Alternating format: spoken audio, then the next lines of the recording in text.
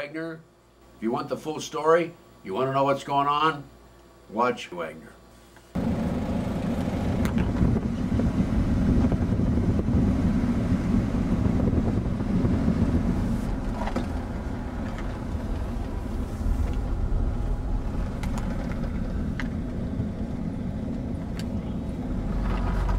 A few miles south of Blanchard, Oklahoma, we come to Hoppy Heidelberg's.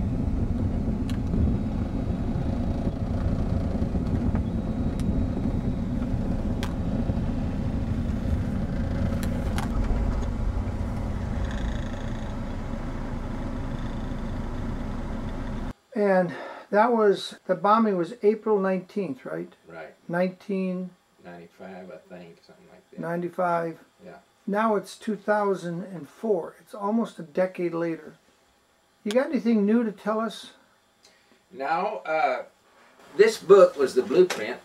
It predicted the Oklahoma City bombing. It predicted the World Trade Center bombing in '93, the TWA 800 crash, and what it predicts that hasn't happened yet is a big, huge mall explosion. So that's probably what's going to be next, is they're going to blow up some huge shopping mall full of people. It's written by the governor of Oklahoma's brother. This man's brother was governor of Oklahoma when the Murrah building was bombed. Martin Keating. Martin Keating. He had gone to Washington, D.C. in the late 80s and had done his research and completed his manuscript in the early 90s. And I can read on the dust cover, it says the terrorist bombings in Oklahoma City and at the World Trade Center were only his first predictions, which proves that the book was published prior to the '93, which was when the World Trade Center was bombed. Now in this declassified thriller, Keating tells what's next, and U.S. intelligence agents aren't calling it fiction. The final jihad is a prophetic blueprint, a warning of horrifying upcoming acts of terrorism targeted against the United States. It's a wake-up call no one should ignore.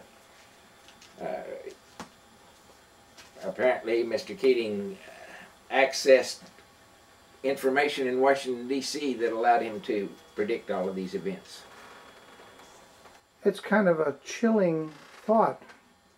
I think anybody with a brain can figure out how that came about. I was down there today looking at the memorial. Now you said you're never going to look at that memorial. You're never going to go see it. I've never been there and don't plan to go. And you don't plan to go because? Well, there's several reasons. I'd probably get arrested if I went down there. And the other thing is it's disgusting to see a memorial built to celebrate a government catastrophe. It just... Do you think they would arrest you if you were to go down there? Oh, if they didn't know who I was, they wouldn't. But if they ever recognized me, they'd probably make up some sort of walking on the grass story or something. So I don't know. That they may not arrest me, but they sure wouldn't want me down there, that's for sure. Just like they didn't want you down there telling the truth. They don't want anybody down there. Well, if you look at the pictures from the ground level, they're already deconstructing and knocking it out here. They've already got the cranes and knocking it down. But if you look at the things, a pillar here that was cut way inside the building. Now you got pillars, the truck bomb supposedly was right about here. So, pillars here that didn't get knocked down, but you got a pillar way back here. Yeah, that's what I was saying. That one second. How come this pillar? Yeah, how come this pillar goes out and all this falls down, but you got 4 or 5 pillars closer here?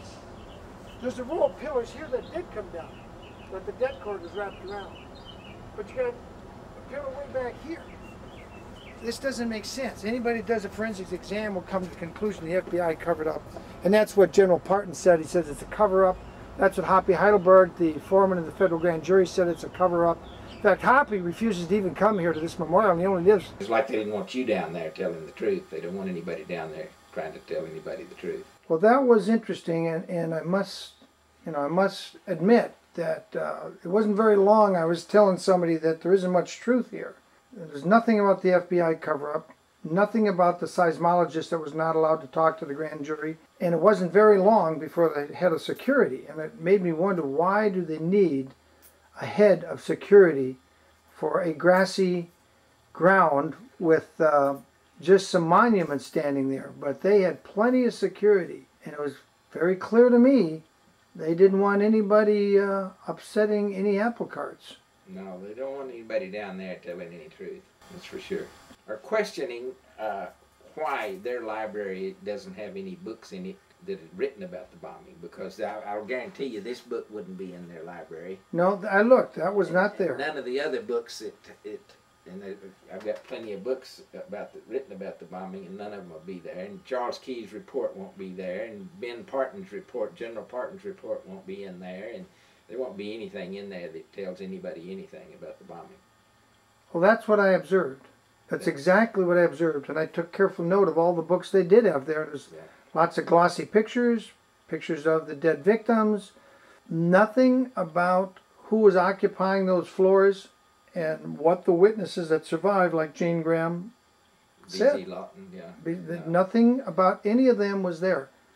50, 100 years from now, when these buildings are obsolete, how in the world do you take down? So I understand how you can take down a standard building that's kind of rectangular. You put your implosion devices in it, and you start in the middle, and you get the middle to drop, and then you start the ends and the end. And the guy said, well, you build in the demolition charges. You put them, you insert them at key joints in the building as you build the building. So he explained that as the buildings are being built, explosive charges are being incorporated into the structures at key floor joint locations, so that when the first charges are set off at the top floors, they will take that floor down to the next. Then the charges go off, takes that floor down, and they just all come straight down, just pancake fashion. Which is what we observed when the World Trade Center came down. So he said, so you see, no one had to sneak into the buildings at the World Trade Center in New York and plant charges. They were already there, built into the building when they were constructed, just waiting for the call to detonate, waiting for the day when the buildings were no longer profitable to keep and maintain for whatever economic reasons for their owners and controllers. The general airliners crashed in each one of the twin towers, and 30 minutes later the phone call was made and the first tower was taken down. Then the second tower was taken down. By the way, the other buildings in the complex were going to be a liability and no longer of use, so a phone call was made and they went down as well. The controllers of the building complex of the twin towers made $500 million profit. They didn't lose any money. Said Alex Jones, which we both know. Alex Jones is right about Building 7, but he should not forget the above in the regards to all the buildings in the Twin Tower complex.